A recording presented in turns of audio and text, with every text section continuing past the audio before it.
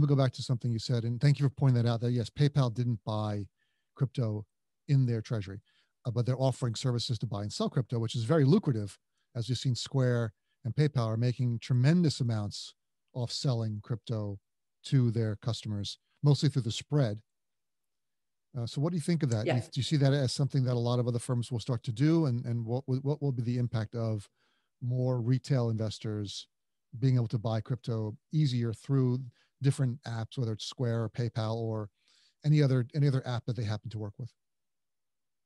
Well, Craig, I mean, let's not forget that a lot of the robo advisors or the wealth techs, the social trading platforms like eToro, Robinhood, all those had already used, even Revolut, they added to their services crypto. It was a very efficient way to lower the customer acquisition cost. And if you look at when they launched these services, their users really shot up because of that retail interest. So there's been others before that have done that. And we will continue to see that. And I think this is a market where it's not like, one winner takes all. Mm-hmm. It will become, basically mainstream, and we will see it everywhere. Of course, for now, we have to distinguish whether, when I'm buying crypto on, Revolut or eToro and so on, am I really holding those assets? Who owns them? And those kinds of questions that are traditional questions, in the brokerage and asset management business, but they're more important in this asset class. Indeed. Yeah, that's an excellent point. And in the wealth and asset management world, we long ago moved from the point where I'm old enough to remember when we bought a stock, we would get the stock certificate mailed to us if we wanted to hold it ourselves. And now that would be absurd to do nowadays. No one holds their own stock certificates. Even if you give it as a gift, I used to buy stock, one share, and frame it and give it as gifts to people. No one does that anymore. No one has a physical stock certificate anymore. So, and again, as an early crypto enthusiast, I'm a very strong proponent of holding your own keys. But isn't that like holding your own stock certificates? And people are already used to not holding their own private keys and allowing PayPal or eToro or any of these apps to hold the keys for them?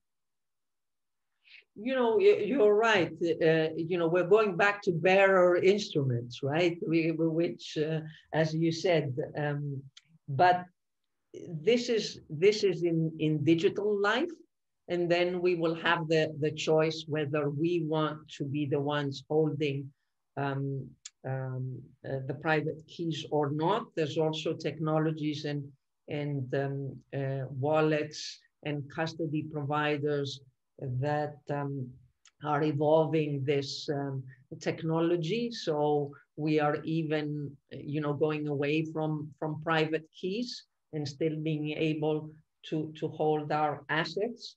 But the main point is that transacting won't need so many intermediaries. And also it will be across assets, it will be across borders, it will just be completely different. Mm-hmm. I want to go back because we spoke about Bitcoin and 2020 being a year of institutional adoption because of Treasury, because of PayPal and others moving into offering these services. But I also want to add and not forget the regulatory buy-in that happened in 2020. We have at least 4 licensed crypto banks that were given their licenses. We have 2 in Switzerland, Seba Bank and Signum, that are regulated by FINMA. And then we have two in America. We have Avanti in Wisconsin, Avanti Bank. And then we have Kraken, who got their license also to set up a bank. So this is a very important buy-in from the regulatory perspective, plus the latest announcement by the Office of the Controller of Currency about banks being able to run nodes, and this is more related to stable coins and the potential of that market.